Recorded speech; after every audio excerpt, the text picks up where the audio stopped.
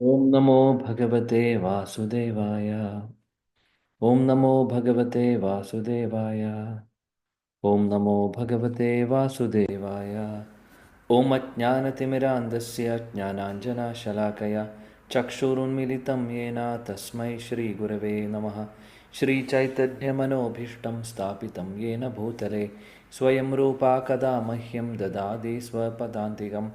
वन्देऽहं श्रीगुरों श्रीयुतपदकमलं श्रीगुरून् वैष्णवांश्च श्रीरूपं सागरजातं सहगणरघुनाथान्वितं तं सजीवं साद्वैतं सावधूतं परिजनसहितं कृष्णचैतन्यदेवं श्रीराधाकृष्णपादान् सहगणललिता श्रीविशाखान्वितांश्च।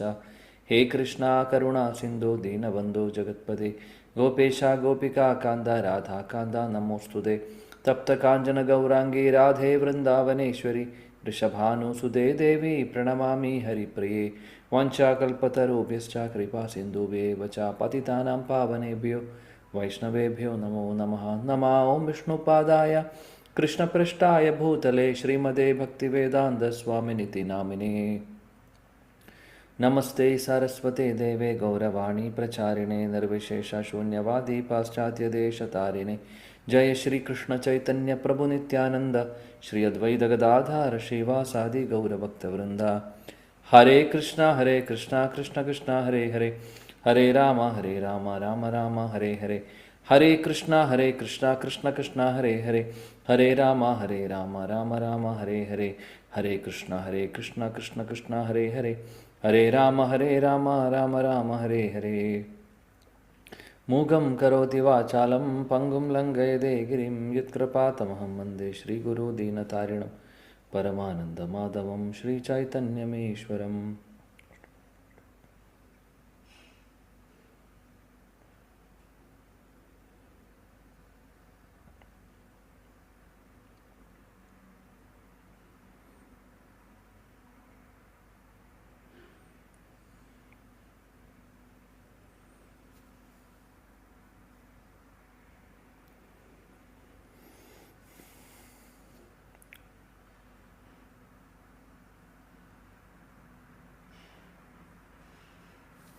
ഹരേ കൃഷ്ണ. എല്ലാ പ്രിയപ്പെട്ട ഭക്തർക്കും എൻ്റെ വിനീതമായ പ്രണാമം. ഗ്രന്ഥരാജ ശ്രീമദ് ഭാഗവതം പ്രഥമസ്കന്ധം 10-ാമത്തെ അധ്യായത്തിലെ 20-ാമത്തെ ശ്ലോകമാണ് നമ്മൾ ഇന്ന് പഠിച്ചു തുടങ്ങുന്നത്. ഭഗവാൻ കൃഷ്ണൻ ദ്വാരകയിലേക്ക് തിരിച്ചു പോകുന്ന ആ മുഹൂർത്തങ്ങളാണ് ഇവിടെ ഈ ഒരു അധ്യായത്തിൽ പറയുന്നത് അല്ലേ. അപ്പോൾ 19-ാമത്തെ ശ്ലോകം വരെയാണ് കഴിഞ്ഞ ക്ലാസ്സിൽ പ്രഭുജി എടുത്തത്. 20-ാമത്തെ ശ്ലോകം നോക്കാം. ഇനി ഈ ശ്ലോകങ്ങൾ 20 മുതൽ 30 ശ്ലോകം അല്ലെങ്കിൽ 31-ാമത്തെ ശ്ലോകം വരെ ഹസ്തിനാപുരത്തിലെ ആ സ്ത്രീകൾ, അവിടെയുള്ള സ്ത്രീകളെല്ലാവരും ഭഗവാനെ കീർത്തിക്കുന്നു, അല്ലെങ്കിൽ ഭഗവാനെ അദ്ദേഹത്തിൻ്റെ മഹത്വങ്ങൾ അവർ ചർച്ച ചെയ്യുകയാണ് അങ്ങോട്ടും ഇങ്ങോട്ടും. അതാണ് ഇനി നമ്മൾ കാണാൻ പോകുന്നത്. അടുത്തൊരു 11 ശ്ലോകം. ഓക്കെ. അന്യോനം ആസി സഞ്ജൽപ ഉത്തമ ശ്ലോകചേതസാം കൗരവേന്ദ്രാപുരാ സ്ത്രീണാം സർവശ്രുതി മനോഹരഃ. അന്യോന്യം ആസി സഞ്ജൽപ ഉത്തമ ശ്ലോകചേതസാം കൗരവേന്ദ്രാപുരാ സ്ത്രീണാം സർവശ്രുതി മനോഹരഃ. അന്യോന്യം ആസിത് സഞ്ജൽപ ഉത്തമശ്ലോകചേതസാം കൗരവേന്ദ്രപുരസ്ത്രീണാം സർവശ്രുതി മനോഹരഃ. ശ്ലോകം ഹരേ വായിക്കാം. കൃഷ്ണ പ്രഭു. ഹരേ കൃഷ്ണ. ഓം നമോ ഭഗവതേ വാസുദേവായ. അന്യോന്യമാസീത് സഞ്ജൽപ ഉത്തമ ശ്ലോകചേതസാം കൗരവേന്ദ്ര പുരസ്ത്രീണാം സർവശ്രുതി മനോഹര. ഹരേ കൃഷ്ണ. ഹരേ കൃഷ്ണ. ഓം നമോ ഭഗവതേ വാസുദേവായ. അന്യോന്യം ആസിത് സഞ്ജൽപ ഉത്തമ ശ്ലോകചേതസാം കൗരവേന്ദ്രപുര സ്ത്രീണാം സർവശ്രുതി മനോഹര. ഹരേ കൃഷ്ണ. ഹരേ കൃഷ്ണ. അന്യോന്യമാസീത് സങ്കൽപ്പ ഉത്തമ ശ്ലോക ചേതസാം കൗരവേന്ദ്ര പുരസ്ത്രീണാം സർവശ്രുതി മനോഹര. ഹരേ കൃഷ്ണ. ഹരേ കൃഷ്ണ. അന്യോന്യമാസീ സങ്കൽപ്പ ഉത്തമ ശ്ലോക ചേതസാം കൗരവേന്ദ്ര പുരസ്ത്രീണാം സർവശ്രുതി മനോഹര. ഹരേ കൃഷ്ണ. ഹരേ കൃഷ്ണ. പ്രഭുജി. ഓക്കെ ഓക്കെ മതി. ഗീത വായിച്ചോളൂ. ഹരേ കൃഷ്ണ. ഓം നമോ ഹരേ കൃഷ്ണ. ഭഗവതേ വാസുദേവായ. അന്യോന്യം ആസീത് സങ്കൽപ്പ ഉത്തമ ശ്ലോക ചേതസാം കൗരവേന്ദ്ര പുരസ്ത്രീണം സർവശ്രുതി മനോഹര. ഹരേ കൃഷ്ണ. പ്രണാമം. ഹരേ കൃഷ്ണ. ഓം നമോ ഭഗവതേ വാസുദേവായ. അന്യോന്യമാസീത് സങ്കൽപ്പ ഉത്തമ ശ്ലോക ചേതസാം കൗരവേന്ദ്ര പുരസ്ത്രീണാം സർവശ്രുതി മനോഹര. ഹരേ കൃഷ്ണ. Thank U പ്രഭുജി. ഹരേ കൃഷ്ണ. ഹരേ കൃഷ്ണ. ഹരേ കൃഷ്ണ. ഓ നമോ ഭഗവതേ വാസുദേവായ. അന്യോന്യമാസിദ് സങ്കൽപ്പ ഉത്തമ ശ്ലോക ചേതസാം കൗരവേന്ദ്ര പുരസ്ത്രീണാം സർവസ്തുതി മനോഹര. Hare Krishna. Hare Krishna. Thank you. So വിവർത്തന ഭാവാർത്ഥം കൂടെ വായിക്കൂ ആരെങ്കിലും ഒരാൾ. ഹരേ കൃഷ്ണ. വായിക്കട്ടെ പ്രഭു. വായിക്കൂ. വിവർത്തനം. ഉത്തമ ശ്ലോകങ്ങളാൽ പ്രകീർത്തിക്കപ്പെടുന്ന ഭഗവാന്റെ അതീന്ദ്രിയ ഗുണവിചാരങ്ങളിൽ ആമക്തരായ ഹസ്തിനപുരത്തിലെ എല്ലാ സ്ത്രീജനങ്ങളും അദ്ദേഹത്തെ കുറിച്ച് സംസാരിക്കാൻ ആരംഭിച്ചു. ഈ വർത്തമാനം വേദമന്ത്രങ്ങളെക്കാൾ അധികതരം ആകർഷകമായിരുന്നു. ശ്രീല പ്രഭുപാദ് ജയഭാവാർത്ഥം. സർവ്വവേദ സാഹിത്യങ്ങളുടെയും ലക്ഷ്യം പരമ ദിവ്യോത്തമ പുരുഷനായ ശ്രീകൃഷ്ണ ഭഗവാനാകുന്നുവെന്ന് ഭഗവത്ഗീതയിൽ പ്രസ്താവിച്ചിരിക്കുന്നു. പരമാർത്ഥത്തിൽ ഭഗവാന്റെ മാഹാത്മ്യങ്ങൾ വേദങ്ങൾ, രാമായണം, മഹാഭാരതം തുടങ്ങിയ ധർമ്മശാസ്ത്രങ്ങളിൽ വിശദമായി വർണ്ണിച്ചിരിക്കുന്നു. എന്നാൽ ഭാഗവതത്തിൽ സവിശേഷമായി പരമദിവ്യോത്തമ പുരുഷനായ ഭഗവാനെ സംബന്ധിച്ച് മാത്രം യഥായോഗ്യമായി ചിത്രീകരിച്ചിരിക്കുന്നു. ആകയാലാണ് കുരുവംശ രാജാക്കന്മാരുടെ രാജധാനിയിലെ എല്ലാ ഭവന മട്ടുപ്പാവിലെയും സ്ത്രീജനങ്ങളുടെ ഭഗവാനെ കുറിച്ചുള്ള സംസാരം സർവ വേദമന്ത്രങ്ങളെക്കാളും അതിരേക സന്തോഷമുളവാക്കുന്നത്. ഭഗവാനെ വാഴ്ത്തി ആലപിക്കപ്പെടുന്നതും എന്തും ശ്രുതി മന്ത്രമാകുന്നു. ഗൗഡീയ സമ്പ്രദായത്തിലെ ഒരു ആചാര്യനായ താക്കൂറ നരോത്തമദാസൻ സരളമായ ബംഗാളി ഭാഷയിൽ രചിച്ച ലളിതമായ ഗീതങ്ങളുണ്ട്. നരോത്തമദാസൻ രചിച്ച ഈ ഗീതങ്ങളൊക്കെയും വേദമന്ത്രങ്ങളോളം ശ്രേഷ്ഠമാണെന്ന് അതേ സമ്പ്രദായത്തിലെ പണ്ഡിത ആചാര്യനായ താക്കൂറ വിശ്വനാഥ ചക്രവർത്തി അംഗീകരിച്ചിട്ടുണ്ട്. വിഷയ പ്രാധാന്യമാണ് അതിന് കാരണം. ഭാഷ അപ്രധാനവും ശ്രദ്ധാവിഷയം അതിപ്രധാനവുമാകുന്നു. ഭഗവാന്റെ കർമ്മങ്ങളിലും ഭഗവത് ചിന്തയിലും നിമഗ്നരായ സ്ത്രീജനങ്ങൾ ഭഗവത് കൃപയാൽ വേദവിവേകം എന്ന അവബോധം വളർത്തിയെടുത്തിരിക്കുന്നു. ആകയാൽ സംസ്കൃതത്തിലോ അല്ലെങ്കിൽ മറ്റെന്തെങ്കിലുമോ പണ്ഡിതരല്ലാതിരുന്നിട്ട് പോലും അത്തരം സ്ത്രീജനങ്ങൾ ഉച്ചരിക്കുന്നതെന്തും വേദമന്ത്രങ്ങളെക്കാൾ അധികം ആകർഷകമാകുന്നു. ഉപനിഷത്തുക്കളിലെ വേദമന്ത്രങ്ങൾ പലപ്പോഴും പരോക്ഷമായി പരമദിവ്യോത്തമ പുരുഷനിലേക്ക് നയിക്കുന്നു. അതേസമയം സ്ത്രീജനങ്ങളുടെ സംസാരം ഭഗവാനെ കുറിച്ചുള്ള പ്രത്യക്ഷ വർത്തമാനമാകുന്നു. ആയതിനാൽ അവ ഹൃദയംഗമമായി തീരുന്നു. പണ്ഡിത ബ്രാഹ്മണരുടെ ആശീർവാദങ്ങളെക്കാൾ അധികം മൂല്യമുള്ളതായി സ്ത്രീജനങ്ങളുടെ സംസാരം അനുഭവപ്പെടുന്നു. ഹരേ കൃഷ്ണ. ഹരേ കൃഷ്ണ. Thank you. അതിമനോഹരമായിട്ട് ശിലപ്രഭാജിയുടെ ഈ ഒരു ശ്ലോകത്തിൻ്റെ അർത്ഥം എക്സ്പ്ലെയിൻ ചെയ്യുന്നു ഭാവാർത്ഥത്തിൽ. അപ്പോൾ നമ്മൾ കാണുന്നു അവിടെയുള്ള സ്ത്രീകളെല്ലാവരും ഭഗവാനെ യാത്ര അയക്കുന്ന ആ ഒരു വേളയിൽ എല്ലാവരും ഭഗവാനെ കണ്ടുകൊണ്ട് അല്ലേ, ഇതിനു മുമ്പുള്ള ശ്ലോകങ്ങളിൽ നമ്മൾ കണ്ടു അവർക്ക് ഒന്നും പറയാൻ സാധിക്കുന്നില്ല, എന്നാൽ ഒരുപാട് വിഷമമുണ്ട്, കണ്ണെല്ലാം നിറയുന്നു. അപ്പോൾ കണ്ണുനീരെല്ലാം അവർ അല്ലെങ്കിൽ ഈ കരയാൻ പോകുന്ന ആ ഒരു കരയുന്നത് അവർ കൺട്രോൾ ചെയ്യുന്നു. അങ്ങനെ പല മുഹൂർത്തങ്ങളിലൂടെ അവർ കടന്നു പോകുന്നു. ഇപ്പോൾ ഇനി അവർ അങ്ങോട്ടും ഇങ്ങോട്ടും സംസാരിച്ച് തുടങ്ങുവാണ്. പരസ്പരം സ്ത്രീകൾ അങ്ങോട്ടും ഇങ്ങോട്ടും പറയുന്നു. എന്താണ് പറയുന്നത്? പ്രജൽപ്പമല്ല. ഓ, എന്ത് നടക്കുന്നു, അപ്പുറത്തെ വീട്ടിൽ എന്ത് നടന്നു എന്നറിയോ, അവരെന്ത് ചെയ്തു എന്നറിയോ, അവർ നമ്മൾ വിചാരിച്ച പോലെ അല്ല കേട്ടോ, ശരിയല്ല അവർ. ഇതല്ല അവിടെ ചർച്ച ചെയ്യുന്നതായിരുന്നത് സാധാരണ ആളുകളെ പോലെ. സാധാരണ സ്ത്രീകളാണെങ്കിലും അല്ലെങ്കിൽ പുരുഷന്മാരാണെങ്കിലും ചില സമയത്ത്, ഉദാഹരണത്തിന് ചായക്കടയുടെ മുമ്പിൽ ന്യൂസ് പേപ്പറും പത്രവുമായിട്ട് വരുന്ന, ചായ കുടിക്കാൻ വേണ്ടി വരുന്ന ആളുകളുണ്ട് കാലത്ത്, അല്ലേ? ഇപ്പോൾ അതൊക്കെ ഉണ്ടോയെന്ന് അറിയില്ല. പണ്ടത്തെ കാലത്ത് അങ്ങനെയൊക്കെ ഉണ്ടായിരുന്നു. ചായക്കട തന്നെ ഉണ്ടോയെന്ന് സംശയമാണ് ഇപ്പോൾ. എനിവേ, കണ്ടിട്ടുണ്ടാവും ഇതെല്ലാം നമ്മൾ. അപ്പം അവിടെ സംസാരിക്കുന്നത് എന്താണ്? പൊതുകാര്യങ്ങൾ, അല്ലേ? ഒന്നില്ലെങ്കിൽ പൊളിറ്റിക്സ് ആയിരിക്കും, അല്ലെങ്കിൽ വല്ല സിനിമയെക്കുറിച്ചോ, അല്ലെങ്കിൽ എന്തെങ്കിലും ലോകത്തിലെ എന്തെങ്കിലും കാര്യം, വല്ല കാര്യമുള്ള കാര്യമൊന്നും ആയിരിക്കില്ല. എന്നിട്ട് ചില സമയത്ത് അത് പറഞ്ഞും അങ്ങോട്ടും ഇങ്ങോട്ടും വാക്കുതർക്കം വരും.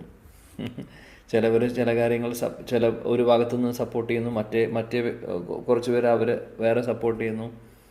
അപ്പോൾ ഈ ഒരു ട്രെൻഡ് നമുക്ക് കാണാം, അല്ലേ? അത് പ്രജൽപ്പം, അതിനെ പ്രജൽപ്പം എന്ന് പറയും.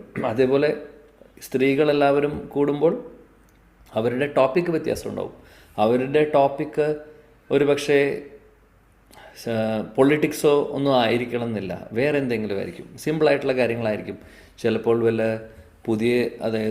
പുതിയ ഡിസൈൻ ആഭരണം കണ്ടതിനെക്കുറിച്ചുള്ള എക്സ്പ്ലനേഷനോ, അല്ലെങ്കിൽ പുതിയ ഡ്രസ്സ്, പുതിയ എന്താ പറയുക പാറ്റേൺ ഡ്രസ്സിനെ കുറിച്ചുള്ള ചർച്ചയൊക്കെ ആയിരിക്കും. അതങ്ങനെ പോകുന്നു. ഇതിനെയൊക്കെ പ്രജൽപ്പം എന്ന് പറയും. കാര്യം ഭഗവാനുമായിട്ട് ഒരു കണക്ഷനും ഇല്ലാത്ത കാര്യങ്ങളാണ്. ഇതാണ് ജനറലി ആളുകൾ കൂടുമ്പോൾ ചെയ്യുന്നത്. എന്നാൽ നമ്മൾ ഇവിടെ കാണുന്നത് എന്താണ്? സ്ത്രീകളെല്ലാവരും എന്തിനെക്കുറിച്ച് പറയുന്നു, അല്ലെങ്കിൽ ആരെക്കുറിച്ചാണ് പറയുന്നത്? വേറെ ഒന്നും അവർ ആവശ്യമില്ലാത്ത പ്രജൽപ്പമല്ല പറയുന്നത്. ഭഗവാൻ കൃഷ്ണനെക്കുറിച്ചാണ് പറയുന്നത്. കൃഷ്ണൻ്റെ മഹത്വങ്ങൾ, അദ്ദേഹത്തിൻ്റെ ക്വാളിറ്റികൾ, അദ്ദേഹത്തിനെക്കുറിച്ച് വർണ്ണിക്കുകയാണ് അവർ പരസ്പരം അങ്ങോട്ടും ഇങ്ങോട്ടും സംസാരിക്കുന്നു. അപ്പോൾ ഇവിടെ ശ്ലോകത്തിൽ പറയുന്നു, സ്ത്രീകൾ അങ്ങനെ സംസാരിക്കുമ്പോൾ ഇങ്ങനെ ഭഗവാനെക്കുറിച്ച് പ്രകീർത്തിക്കുന്നത് അത് ഉപനിഷത്തുകളിലും വേദങ്ങളിലും പറയുന്ന ആ ശ്ലോകങ്ങളെക്കാളും അതിയുത്തമമാണെന്ന് പറയുന്നു. അല്ലെങ്കിൽ അതിനേക്കാൾ കൂടുതൽ ഒരുപാട് ആകർഷിക്കുന്ന രീതിയിലുള്ള അത്രയും അട്രാക്റ്റീവ് ആണെന്ന് പറയുന്നത്.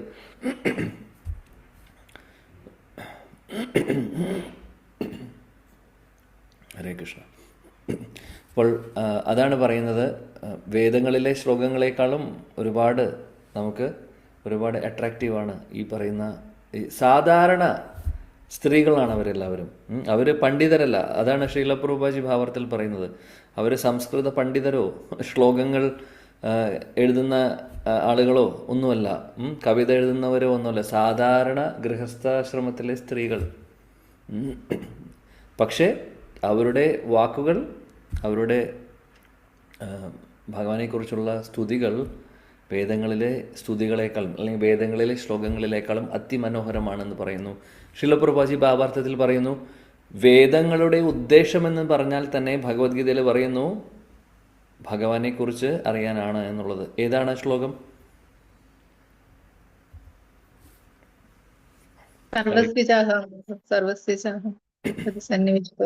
അതാണോ? ആണോന്നല്ല, വേദങ്ങളുടെ ലക്ഷ്യം എന്താണ്, അല്ലെങ്കിൽ വേദങ്ങൾ കൊണ്ട് ഉദ്ദേശിക്കുന്നത് എന്താണ്, അല്ലെങ്കിൽ വേദങ്ങൾ എന്തിനാണ് എന്ന് പറയുന്ന ഒരു ശ്ലോകത്തിൽ, വളരെ ഫേമസ് ആയിട്ടുള്ള ശ്ലോകം, ഭഗവത്ഗീത.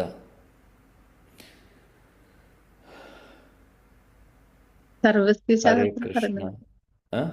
ചൊല്ലു, കേക്കട്ടെ. സന്യവിഷ്ടോ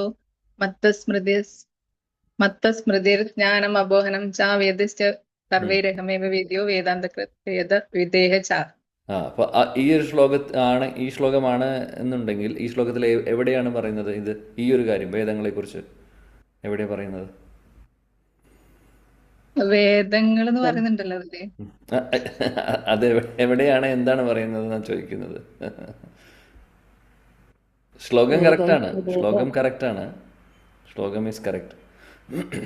എവിടെയാണ്, എന്താണ് പറയുന്നത്? വേദൈശ്ച, അവസാനത്തെ 2 വരിയിലാണ് പറയുന്നത്, അല്ലേ? വേദൈശ്ച സർവേർ അഹം ഏവ വേദ്യോ വേദാന്തകൃത് വേദവിദേഹ ചഹം. അപ്പോൾ അതിൻ്റെ അർത്ഥം എന്താണ്?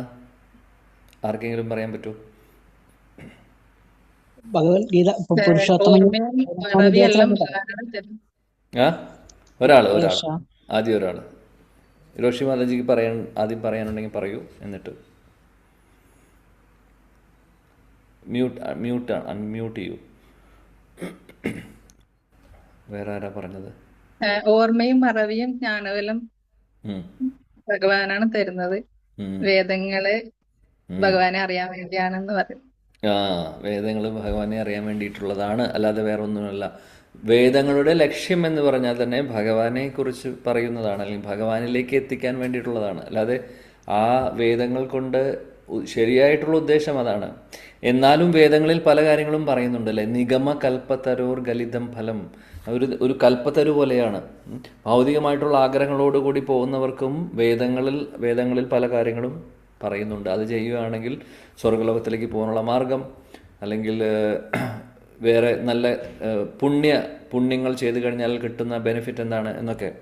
അതേപോലെ വേദങ്ങളെന്ന് പറഞ്ഞാൽ എല്ലാ ഗുണത്തിലുള്ള ആളുകൾക്കും വേണ്ടിയിട്ട്, തമോ ഗുണത്തിലുള്ളവർക്കും രജോ ഗുണത്തിലുള്ളവർക്കും സത്വഗുണത്തിലുള്ളവർക്കും, ഇനി ശുദ്ധ സത്വഗുണത്തിലേക്ക് പോകാൻ ആഗ്രഹിക്കുന്നവർക്കും എല്ലാവർക്കും വേണ്ടിയിട്ടുള്ള മരുന്ന് അതിനകത്തുണ്ട്. ആരെന്ത് ചോദിക്കുന്നോ അത് കിട്ടും. പക്ഷേ എന്നിരുന്നാലും ഉദ്ദേശം എന്താണ്? അതിൻ്റെ അൾട്ടിമേറ്റായിട്ട് വേദങ്ങളുടെ ഉദ്ദേശം എല്ലാവരെയും ഭഗവാനിലേക്ക് എത്തിക്കാനുള്ളതാണ്, ഭഗവാനെക്കുറിച്ച് അറിയാൻ വേണ്ടിയിട്ടുള്ളതാണ്. മറ്റുള്ളതൊക്കെ സൈഡ് കാര്യങ്ങളാണ്. മെയിൻ കാര്യം എന്ന് പറഞ്ഞാൽ വേദേശ്ച സർവേ അഹം ഏവ വേദ്യോ, ഭഗവാൻ പറയുന്നു എന്നെ മനസ്സിലാക്കാൻ വേണ്ടിയിട്ടാണ്. വേദാന്തകൃത്, ഞാൻ തന്നെയാണ് വേദങ്ങൾ എഴുതിയിട്ടുള്ളത്. അതുകൊണ്ട് എനിക്ക് വേദങ്ങളെല്ലാം അറിയാം, വേദങ്ങളിൽ പറയുന്ന എല്ലാം അറിയാം. ഞാൻ തന്നെയാണ് അത് എഴുതിയിട്ടുള്ളത്. വേദങ്ങളുടെ ഉദ്ദേശം അതാണ്, അല്ലാതെ വേറെ ഒന്നുമല്ല. അറ്റ്ലീസ്റ്റ് അപ്പോൾ അത് കൽപ്പത്തരു പോലെ ആയിട്ടുള്ളത് വേറെ അതിൻ്റെ ഉദ്ദേശമുണ്ട്. കാര്യം എല്ലാവർക്കും ഭഗവാനെക്കുറിച്ച് പറയുകയാണെങ്കിൽ അത് ഉൾക്കൊള്ളാൻ സാധിക്കില്ല അല്ലേ. ഓരോരുത്തരുടെ ഗുണം അനുസരിച്ചിരിക്കും. ചിലവർ തമോ ഗുണത്തിലാണെങ്കിൽ അവർക്ക് ആദ്യം തന്നെ ഭക്തിയുടെ ഹൈ ഡോസ് കൊടുത്തു കഴിഞ്ഞാൽ അവർ ഛർദ്ദിക്കും, അവരെ കൊണ്ട് സാധിക്കില്ല. അതാണ്. അപ്പം അതുകൊണ്ട് അവർക്ക് പറ്റുന്ന രീതിയിൽ ആദ്യം കുറച്ച് ചെറിയ മരുന്ന് കൊടുത്ത് അങ്ങനെ കൂട്ടി കൊണ്ടുവരുന്ന അങ്ങനെയാണ് വേദങ്ങൾ. നമ്മളെല്ലാവരും ഭഗവാന്റെ അനുഗ്രഹം ഒരുപാട് ഉള്ളവരാണ്, ഭഗവാന്റെ കാരുണ്യം ഒരുപാട് കിട്ടിയിട്ടുള്ളവരാണ്. അതുകൊണ്ടാണ് നമുക്കിപ്പോൾ ഒരു അവസരം കിട്ടിയിട്ടുള്ളത് ഭഗവത്ഗീതയും ഭാഗവതവും ഒക്കെ പഠിക്കാൻ വേണ്ടിയിട്ട്. അതിൻ്റെ അൾട്ടിമേറ്റ് ഗോൾ എന്താണെന്ന് മനസ്സിലാക്കിക്കൊണ്ട്, ഇതിനപ്പുറത്തേക്ക് വേറെ ഒന്നുമില്ല. ഇനി നമ്മൾ എത്തേണ്ടതിൻ്റെ, അല്ലെങ്കിൽ ഈ ഒരു പാതയിലേക്ക് നമ്മൾ ഇറങ്ങിക്കഴിഞ്ഞു. ഏറ്റവും നല്ല മാർഗത്തിലേക്ക് എല്ലാ വഴികളും തുറന്ന് കാണുന്നുണ്ട് ഇപ്പോൾ നമുക്ക്. ഇതിനും അപ്പുറത്തേക്ക് ഇനിയൊന്നുമില്ല, അവിടേക്ക് നമ്മൾ എത്തിയിട്ടുണ്ട്. പക്ഷെ ഇനി നമ്മൾ ചെയ്യേണ്ടത് ഈ ഒരു അവസരം ശരിയായിട്ടുള്ള രീതിയിൽ വിനിയോഗിക്കുക എന്നുള്ളതാണ്. എത്തേണ്ട സ്ഥലത്ത് എത്തിയിട്ടുണ്ട്, ബാക്കി ഇനി നമ്മുടെ കയ്യിലാണ് ഇരിക്കുന്നത്. ശിലപ്രഭാജിയുടെ മഹാകാരുണ്യം. അപ്പോൾ അതാണ് വേദങ്ങൾ, രാമായണ മഹാഭാരതം എന്ന് പറയുന്ന ഈ മറ്റുള്ള ശാസ്ത്രങ്ങളിലൊക്കെ ഭഗവാനെ കുറിച്ച് പറയുന്നുണ്ട്, ഭഗവാന്റെ സ്തുതികൾ പറയുന്നുണ്ട്. എന്നാൽ ഇതിലെല്ലാം വെച്ച് ഏറ്റവും കൂടുതൽ ഭഗവാനെക്കുറിച്ച്, കൃഷ്ണനെക്കുറിച്ച് പ്രകീർത്തിക്കുന്നു, കൂടുതൽ പറയുന്നു, അദ്ദേഹത്തിൻ്റെ ലീലകൾ പറയുന്നു. ഇതെല്ലാം പറഞ്ഞിട്ടുള്ളത് ശ്രീമദ് ഭാഗവതത്തിലാണ് അല്ലേ. ഇതുകൊണ്ട് തന്നെയാണ് ഓർമ്മയുണ്ട് എല്ലാവർക്കും എന്ന് വിശ്വസിക്കുന്നു. വേദവ്യാസ് അല്ലെങ്കിൽ വ്യാസദേവന് ഏറ്റവും കൂടുതൽ അദ്ദേഹം വിഷമിക്കുന്നതും ഇത് തന്നെയായിരുന്നു അല്ലേ. എല്ലാ ഗ്രന്ഥങ്ങളും എഴുതിയതിന് ശേഷമാണ് അദ്ദേഹത്തിന് വിഷമം ഉണ്ടായിരുന്നത്. അദ്ദേഹത്തിന് പൂർണ്ണമായിട്ടും സാറ്റിസ്ഫാക്ഷൻ കിട്ടാത്തൊരവസ്ഥ അല്ലേ. അതിനുശേഷം ശ്രീമദ് ഭാഗവതം എഴുതിയതിന് ശേഷം അദ്ദേഹം പൂർണ്ണമായിട്ടും സാറ്റിസ്ഫൈഡായി. കാര്യം ഇതിനപ്പുറത്തേക്ക് ഇനിയൊന്നും പറയാനില്ല. ഭഗവാൻ കൃഷ്ണനെക്കുറിച്ച് ഉടനീളം ഭാഗവതം മുഴുവനും കൃഷ്ണനെ കുറിച്ചുള്ള ലീലകളാണ് അല്ലേ, ഭഗവാന്റെ ലീലകളാണ് അതായത് നോക്കിക്കഴിഞ്ഞാൽ ദശമസ്കന്ധം നോക്കിക്കഴിഞ്ഞാൽ 90 അധ്യായങ്ങളിലാണ് കൃഷ്ണലീല പറയുന്നത്. കൃഷ്ണൻ്റെ ജന്മം തൊട്ട് അദ്ദേഹത്തിൻ്റെ വൃന്ദാവനത്തിലെ ലീല, മധുരയിലെ ലീല, ദ്വാരകയിലെ ലീല എല്ലാം ഉണ്ട്. ഇനി അതല്ലാതെ മറ്റുള്ള സ്കന്ധങ്ങളിലാണെങ്കിൽ കൃഷ്ണൻ്റെ ഭക്തരെക്കുറിച്ച്, പ്രഹ്ലാദനെക്കുറിച്ച് പറയുന്നു, പ്രഹ്ലാദ ചരിത്രം, ധ്രുവചരിത്രം പറയുന്നു. പിന്നെ പരീക്ഷിത്ത് മഹാരാജാവിനെ കുറിച്ചുള്ള കാര്യങ്ങളൊക്കെ പ്രഥമസ്കന്ധത്തിൽ പറയുന്നു. അവിടെയും കൃഷ്ണൻ വരുന്നുണ്ട്. മഹാഭാരതത്തിൻ്റെ കുറച്ച് ഭാഗങ്ങളൊക്കെ ഉണ്ട്. പിന്നെ മറ്റുള്ള സ്കന്ധങ്ങളിൽ അതേപോലെ തന്നെ രണ്ടാമത്തെ സ്കന്ധത്തിൽ ഈ ഒരു സൃഷ്ടിയെക്കുറിച്ച് പറയുന്നു. മൂന്നാമത്തെ സ്കന്ധത്തിൽ അത് സൃഷ്ടി നടക്കുന്നതും ബ്രഹ്മാവിന് ആദ്യം കൃഷ്ണൻ ഈ ഇതെല്ലാം പറഞ്ഞു കൊടുക്കുന്നത്, എല്ലാ ജ്ഞാനവും വേദങ്ങളെല്ലാം പറഞ്ഞു കൊടുക്കുന്നത്, അതേപോലെ തന്നെ സൃഷ്ടി നടക്കുന്നതും ബ്രഹ്മാവിൻ്റെ സൃഷ്ടിയും ഒക്കെയാണ് രണ്ടാമത്തെ സ്കന്ധത്തിൽ പറയുന്നത്. മൂന്നാമത്തെ സ്കന്ധത്തിലാണെങ്കിൽ കപിലമുനി ഭഗവാന്റെ ഒരു അവതാരം, അദ്ദേഹം ദേവഹൂതി ദേവിക്ക് പറഞ്ഞു കൊടുക്കുന്ന കുറേ കാര്യങ്ങൾ, അതും അവിടെയും ഒരുപാട് സാഖ്യയോഗവും അതേപോലെ തന്നെ സൃഷ്ടി സംബന്ധമായിട്ടുള്ളതും ഒക്കെ വരുന്നുണ്ട്. അത് ഒരുപാട് മനോഹരമായിട്ടുള്ള കാര്യങ്ങൾ അവിടെ പറയുന്നു. കൂടുതൽ ചുരുക്കത്തിൽ പറയുകയാണെങ്കിൽ ഭഗവാന്റെ മഹത്വങ്ങളെക്കുറിച്ച്, അതായത് ഭഗവാന്റെ ആ ഒരു മെജസ്റ്റിയെക്കുറിച്ചാണ് പറയുന്നത്, അല്ലെങ്കിൽ അദ്ദേഹത്തിൻ്റെ സൃഷ്ടിയെക്കുറിച്ചുള്ള ഡീറ്റെയിൽസും, അങ്ങനെ കുറേ കാര്യങ്ങൾ. പിന്നെ നാലാമത്തെ സ്കന്ധത്തിൽ പൃഥു മഹാരാജ് വരുന്നു. അഞ്ചാമത്തെ സ്കന്ധത്തിൽ ഋഷഭ് ദേവ് മഹാരാജാവും അതേപോലെ ഭരത് മഹാരാജാവിൻ്റെയും അതിമനോഹരമായിട്ടുള്ള സ്റ്റോറി പറയുന്നു. അതിനുശേഷം ആണ് സൃഷ്ടി അല്ലെങ്കിൽ കോസ്മോളജി പറയുന്നത്. ജംബുദ്വീപും അല്ലെങ്കിൽ ഭൂമണ്ഡലവും അതെല്ലാം അവിടെയാണ് വരുന്നത്. അങ്ങനെ പിന്നീട് നരകങ്ങളെക്കുറിച്ച് പറയുന്നു ശുകദേവ് ഗോസ്വാമി അഞ്ചാമത്തെ സ്കന്ധത്തിൻ്റെ അവസാനത്തോടു കൂടി. അങ്ങനെ അതോടുകൂടിയിട്ട് അജാമിളൻ്റെ കഥയിലേക്ക് ഹരിനാമത്തിൻ്റെ മഹാത്മ്യത്തെക്കുറിച്ച് പറയുന്നു ആറാമത്തെ സ്കന്ധത്തിൽ. അങ്ങനെയാണ് പോകുന്നത്. ഏഴാമത്തെ പ്രഹ്ലാദ ചരിത്രം, എട്ടാമത്തെ സ്കന്ധത്തിലാണ് ഗജേന്ദ്രൻ്റെ കഥ വരുന്നതൊക്കെ. അങ്ങനെ ഒമ്പതാമത്തെ സ്കന്ധത്തിൽ ഒരുപാട് അവതാരങ്ങളെക്കുറിച്ച് പറയുന്നു, ഇൻക്ലൂഡിങ് ശ്രീരാമചന്ദ്രൻ്റെ അവതാരത്തെക്കുറിച്ചും കുറച്ച് ഭാഗങ്ങളിലായിട്ട് പറയുന്നു.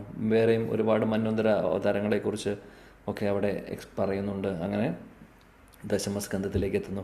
ദശമസ്കന്ധത്തിൽ ഉടനീളം, അതിനും വലിയൊരു അധ്യായം വേറെയില്ല ഭാഗവതത്തിൽ. 90 അധ്യായങ്ങളിലായിട്ടാണ് കൃഷ്ണലീല പറയുന്നത്. നിങ്ങളെല്ലാവരും കൃഷ്ണ ബുക്ക് പലതവണ വായിച്ചിട്ടുള്ളവരാണ്, നിങ്ങൾക്കറിയാം എത്രയും ഡീറ്റെയിൽ ആയിട്ട് പറയുന്നത് എന്നുള്ളത്. അപ്പോൾ അതാണ് ഭാഗവതം എന്ന് പറഞ്ഞു കഴിഞ്ഞാൽ എല്ലാത്തിൻ്റെയും കൺക്ലൂഷനാണ്. സർവവേദസാരമാണ് ഭാഗവതം. പിബത ഭാഗവതം രസമാലയം. എല്ലാ കൈതവധർമ്മത്തെയും മാറ്റിവെച്ച് കഴിഞ്ഞാൽ പിന്നെ കിട്ടുന്ന ആ ഒരു ക്രീം ഓഫ് ഓൾ വേദാസ്, അല്ലെങ്കിൽ എല്ലാ വേദങ്ങളുടെയും സാരം ആണ് ശ്രീമദ് ഭാഗവതം, മഹാപുരാണം. കാര്യം അതിൽ ഭഗവാനെക്കുറിച്ചും ഭഗവാന്റെ ഭക്തരെക്കുറിച്ചും മാത്രമേ പറയുന്നുള്ളൂ. ശുദ്ധഭക്തിയിലേക്ക് നമ്മളെ എത്തിക്കാൻ വേണ്ടി, ശുദ്ധസത്വത്തിലേക്ക് നമ്മളെ എത്തിക്കുന്നതിന് വേണ്ടിയിട്ട് എല്ലാവിധ കാര്യങ്ങളും അവിടെ പറയുന്നു. ഭാഗവതം അതാണ് പറയുന്നത്. ആരാണോ ഭാഗവതം നിത്യവും സേവനം ചെയ്യുന്നത്, നിത്യം ഭാഗവത സേവയ, അങ്ങനെയുള്ളവർക്ക് ഭഗവാൻ ഉടനെ തന്നെ ഹൃദയത്തിൽ പ്രത്യക്ഷപ്പെടും എന്നാണ് പറയുന്നത്. അല്ലെങ്കിൽ ഹൃദയത്തിലുണ്ട് അദ്ദേഹം, നമുക്കത് തിരിച്ചറിയാൻ സാധിക്കും. ഇപ്പോൾ തിരിച്ചറിയുന്നില്ലല്ലോ, എന്നാൽ അദ്ദേഹം അവിടെ ഉണ്ട് എന്നുള്ളത് അതാണ്. ശൃണുവതാം ശ്രദ്ധയാ നിത്യം ഗൃണന്തശ്ച സ്വചേഷ്ടിതം കാലേന ന അതിദീർഘേന ഭഗവാൻ വിശത്തെ ഹൃദി. ആരാണോ ശ്രദ്ധയോടുകൂടി നിത്യവും ശ്രീമദ് ഭാഗവതം വായിക്കുന്നു, പഠിക്കുന്നു, അതിനുശേഷം അതെല്ലാം അതിൽ പറയുന്ന കാര്യങ്ങൾ ജീവിതത്തിൽ കൊണ്ടുവരുന്നു, അല്ലെങ്കിൽ ആചരിക്കുന്നു, അങ്ങനെ ചെയ്യുന്നവർക്ക് എന്ത് സംഭവിക്കുന്നു? കാലേന ന അതിദീർഘന, അധികം താമസിയാതെ തന്നെ ഭഗവാൻ വിശത്തെ ഹൃദി, ഭഗവാൻ കൃഷ്ണൻ ഹൃദയത്തിൽ വരുന്നു. അല്ലെങ്കിൽ അദ്ദേഹത്തിൻ്റെ പ്രസൻസ് നമുക്ക് മനസ്സിലാക്കാൻ സാധിക്കും. നമ്മുടെ ഓരോ കാൽവെപ്പിലും അദ്ദേഹത്തിൻ്റെ ആ ഒരു ഗൈഡൻസ് നമുക്ക് ഫീൽ ചെയ്യും. അദ്ദേഹം ചൈത്യഗുരുവായിട്ട് അവിടെ ഉണ്ട്, അദ്ദേഹം ആക്റ്റീവ് ആവും. അപ്പോൾ ആക്റ്റീവ് ആവുമ്പോൾ നമുക്ക് മനസ്സിലാക്കുവാൻ സാധിക്കും. അതാണ് ശ്രീമദ് ഭാഗവതത്തിൻ്റെ മഹാത്മ്യം. ഭാഗവതമാണ് അൾട്ടിമേറ്റ് എല്ലാത്തിൻ്റെയും, നേരത്തെ പറഞ്ഞ പോലെ സാരം. അപ്പോൾ ഭാഗവതം ശരിക്കും നമ്മൾ ഭാഗവതത്തിലെ ആ രസം അതാണ് പറയുന്നത്. പിപ്പത്തം എന്ന് പറഞ്ഞു കഴിഞ്ഞാൽ കുടിക്കണം എന്നാണ് പറയുന്നത്.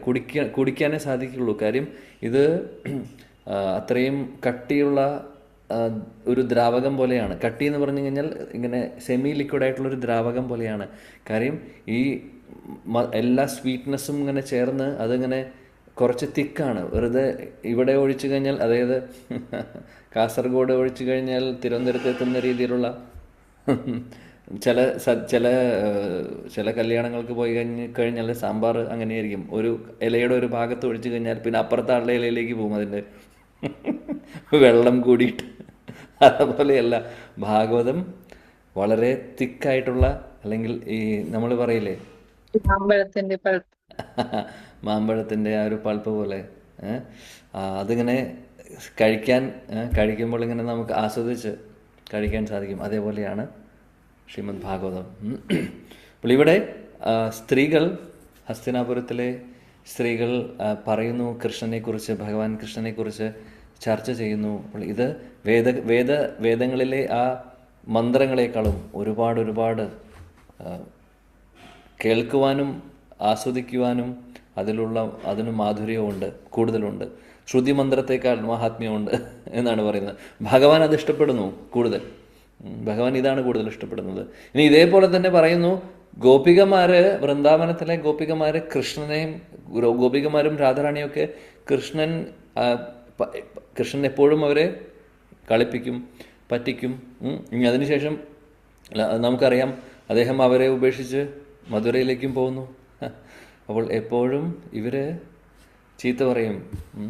അവർ ചീത്ത പറയും, ഓ ഞങ്ങളെ ചതിച്ചു, അത് ചെയ്തു. മര്യാദയ്ക്ക് മിണ്ടാതെ വീട്ടിലിരിക്കുന്നവരായിരുന്നു ഞങ്ങളെ എല്ലാവരെയും ഇപ്പോൾ വഴിയിലാക്കി, എന്നിട്ട് വഴിയിലാക്കി ഇപ്പോൾ തിരിഞ്ഞു നോക്കുന്നില്ല എന്ന് പറഞ്ഞ് എപ്പോഴും പറയും. പക്ഷേ കൃഷ്ണന് അത് ഈ പറയുന്ന ചീത്ത പറയുന്നതൊക്കെ അദ്ദേഹത്തിന് പറയുന്നു വേദങ്ങളിലെ നേരത്തെ ഇതേപോലെ തന്നെ വേദങ്ങളിലുള്ള ആ സ്തുതികളെക്കാളും ശ്രുതി മന്ത്രത്തെക്കാളും ഒക്കെ മാധുര്യം കലർന്നതാണ് അവരുടെ ചീത്തവിളി. കൃഷ്ണൻ അത് ഒരുപാട് ആസ്വദിക്കുന്നു. അദ്ദേഹത്തിന് അതാണ് ഇഷ്ടം.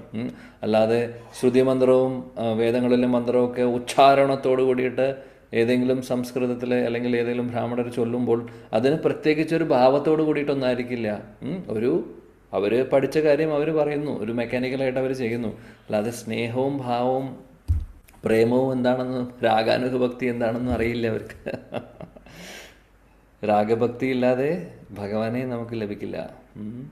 മറ്റുള്ളത് ഈ പറഞ്ഞ പോലെ കേൾക്കും ഭഗവാൻ, അത്രയേ ഉള്ളൂ. അല്ലാതെ അതിനപ്പുറത്തേക്ക് തിരിച്ച് അതാണ് കൃഷ്ണൻ അത്രയും പേഴ്സണലാണ് ഭഗവാൻ.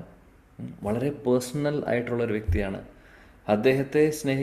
അദ്ദേഹത്തെ സന്തോഷിപ്പിക്കാൻ ശ്രുതിമന്ത്രവും അല്ലെങ്കിൽ വലിയ വേദങ്ങളിലെ ശ്ലോകവും ഒക്കെ ഉച്ചാരണത്തോടു കൂടി ചൊല്ലിക്കഴിഞ്ഞാൽ അദ്ദേഹം സ്വീകരിക്കും. അതൊക്കെ സ്വീകരിച്ചതെല്ലാം കേട്ട് സന്തോഷിക്കും, സന്തോഷം ഉണ്ടാവും. എന്നാലും അദ്ദേഹം തിരിച്ചൊന്നും പറയാൻ പോകുന്നില്ല. എന്ന് പറഞ്ഞാൽ ഓക്കെ, അവർ സ്തുതിക്കുമ്പോൾ അവരുടെ ആഗ്രഹവും അത്രയേ ഉണ്ടാവുള്ളൂ. അവർക്ക് ഒരിക്കലും കൃഷ്ണൻ്റെ അടുത്ത് പോയി കൃഷ്ണനെ സേവിക്കണം അങ്ങനെയുള്ള ആഗ്രഹമൊന്നും അവർക്കുണ്ടാവില്ല. അവരുടേതായിട്ടുള്ള ഡ്യൂട്ടി ചെയ്യുന്ന കൂട്ടത്തിൽ അതെല്ലാം ചെയ്തു പോകുന്നു.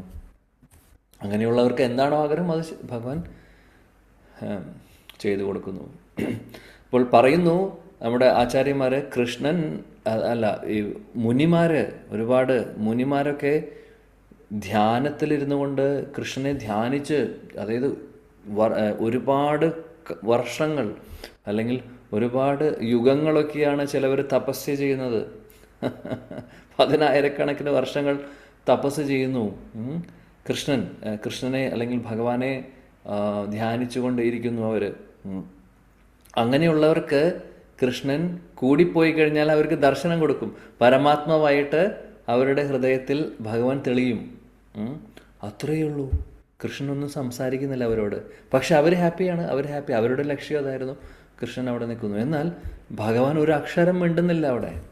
നേരെ മറിച്ച് വൃന്ദാവനത്തിൽ കൃഷ്ണനാണെങ്കിൽ സംസാരിച്ച് വായ അടയ്ക്കാനുള്ള സമയമില്ല. വ്രജവാസികളോട് സംസാരിച്ച് എന്തിനു പറയണം, വൃന്ദാവനത്തിലെ നന്ദമഹാരാജാവിനോടും അതേപോലെ തന്നെ യശോദാമ്മയോടൊക്കെ, അതേപോലെ തന്നെ അവരുടെ മറ്റുള്ള ഗോപസ്ത്രീകളോടൊക്കെ, അമ്മയുടെ കൂട്ടുകാർ കുറേ പേരുണ്ട്, അവരൊക്കെ ആയിട്ട് എപ്പോഴും അടുത്തിരുന്ന് കഥകൾ കേൾക്കും, ഇങ്ങനെ സംസാരിച്ചു കൊണ്ടിരിക്കും എപ്പോഴും. ആരും പറയേണ്ട ആവശ്യമില്ല, കൃഷ്ണ എന്തെങ്കിലും പറയൂ ഞങ്ങളുടെ അടുത്ത് നിന്ന്.